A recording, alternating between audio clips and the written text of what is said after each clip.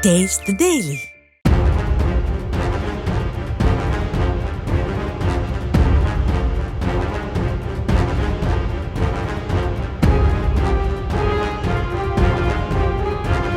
சென்னை எழும்பூரிலிருந்து காரைக்குடி நோக்கி சென்ற பல்லவன் எக்ஸ்பிரஸ் ரயிலில் கைத்துப்பாக்கி வடிவில் இருந்த சிகரெட் லைட்டரை காட்டி பயணிகளை அச்சுறுத்தியதாக கூறப்படும் நபர் போலீசில் ஒப்படைக்கப்பட்டார். ரயில் டிக்கெட் பரிசோதகர் காவல் கட்டுப்பாட்டு அறைக்கு கொடுத்த தகவலின் பேரில் விருத்தாச்சலம் இருப்பு பாதை போலீசார் அவரிடமிருந்து சிகரெட் லைட்டரை பறிமுதல் செய்து விசாரித்து வருகின்றனர்.